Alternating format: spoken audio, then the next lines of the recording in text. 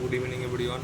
আজকে আমি যে টপিকটা নিয়ে কথা বলবো সেটা হচ্ছে যে তোমার মেন কথা হচ্ছে যে এখন যে মানে রিসেন্ট তো অনেক দিনই হয়ে গেল ইন্ডিয়া টিমের কোনো ম্যাচ ছিল না, ঠিক আছে। এবার স্টার্ট হচ্ছে 9 তারিখ থেকে, ঠিক আছে, এশিয়া কাপ। তো ফার্স্ট ম্যাচ আছে তোমার ইউএইর সাথে মনে হয় আফগানিস্তানের, মনে হয় যেটা মনে আছে, ঠিক আছে। 10 তারিখে মনে হয় ইন্ডিয়া আর পাকিস্তান মেবি, আর মনে নেই, ঠিক আছে। ইন্ডিয়া ফার্স্ট ম্যাচ কার সাথে আছে, ঠিক আছে। তারপরে যদি দেখো, ঠিক আছে, চালু হচ্ছে। আর রিসেন্ট এখন ক্রিকেটে অনেক কিছুই চলছে, ঠিক আছে। যেমন ধরো ম্যাথিউ ব্রেচকি, সাউথ আফ্রিকার যে মানে 3 নম্বরে না ওপেনিং করছে, জানি না ঠিক কোন পজিশনে খেলছে, মনে নেই। বাট 5টা পরস্পর, মানে যবে থেকে ডেবিউ করেছে 5টা পরস্পর ম্যাচেতে 5টা মানে হাফ সেঞ্চুরি প্লাস রান করেছে, মানে একটা 100, 4টে 85, 70, 60, 50 এরকম রান বানানো হয়েছে, ঠিক আছে। মানে একটা মানে ওয়ার্ল্ড রেকর্ড তৈরি করে নিয়েছে ম্যাথিউ ব্রেচকি বলতে পারো, ঠিক আছে। তারপরে যদি দেখো রিসেন্টলি মানে মানে যে দুলীপ ট্রফিটা হচ্ছে তার মধ্যে ঋতুরাজ গাইকোয়াড়ের একটা অসাধারণ পারফরমেন্স এসছে, ঠিক আছে। 380 রানের মধ্যে সেন্ট্রাল জোন না কার সাথে, মানে ঋতুরাজ গাইকোয়াড় যে টিমে খেলছে সেই টিমটা আমার মনে পড়ছে না, ঠিক আছে।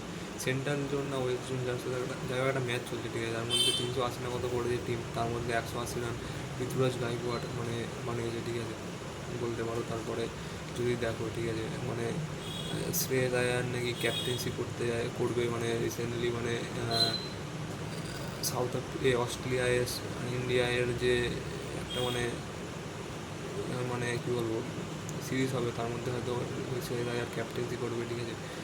মানে আমি অনেকগুলোই মানে নিউজ আছে, ঠিক আছে, নিউজের মধ্যে মানে বলছি এটা, ঠিক আছে। মানে তার মধ্যে দেখো, ঠিক আছে, ইরফান পাঠান নাকি তোমার একটা মানে ধোনির মানে একটা কন্ট্রোভার্সি ক্রিয়েট করে, ঠিক আছে, যে বলে যে ধোনি নাকি টিম সিলেক্ট করার জন্য, মানে টিমে নেওয়ার জন্য মানে হুক্কা খাওয়া দেয় ধোনিকে, মানে হুক্কা শ্রবণ করালে ধোনি নাকি ইন্ডিয়া টিমে যে চান্স দেয়, ঠিক আছে। মানে একটা কাল্পনিক টাইপের একটা মানে বক্তব্য দেয়, ঠিক আছে, ইরফান পাঠান বলতে পারো, ঠিক আছে। তারপরে মানে এই ধরনের অনেক ধরনের অনেকদিন ভিডিও বানানো হয়নি, ঠিক আছে। মানে অনেকই টপিক ছিল বলার মতো।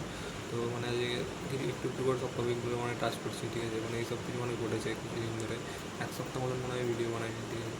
তারপরে যদি দেখো, ঠিক আছে, মানে তোমার একটা মানে নীতিশ রানা একটা অসাধারণ ইনিংস খেলে দিল্লি মানে যে লিগটা চলছিল, দিল্লি T20 লিগ যে হচ্ছিল, তার সেমিফাইনালে একটা অসাধারণ ইনিংস খেলে, ঠিক আছে।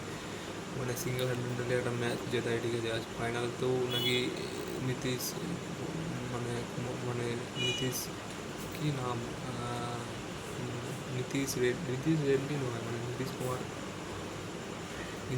নয়, কী নামটা আমি ভুলে যাচ্ছি। হ্যাঁ, নীতিশ কুমারই হবে। নীতিশ কুমার ফাইনালও নাকি দিল্লি জেতায়, ঠিক আছে।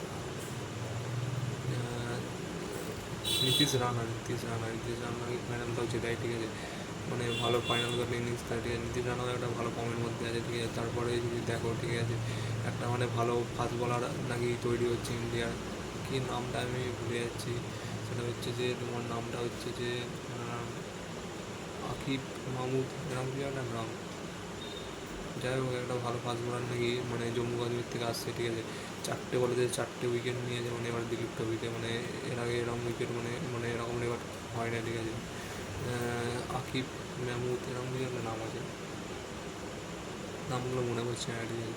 তো আজ জন্য এইটুকুনি, পরে মানে ভিডিওগুলো তারা ডিটেলসে আলোচনা করবো। আজকে মানে এমনি জাস্ট নিউজগুলোকে মানে দিলাম একটু একটু করে সব, ঠিক আছে। পরে ডিটেলসে আলোচনা করবো, এশিয়া কাপের স্কোয়াড নিয়ে আলোচনা করবো।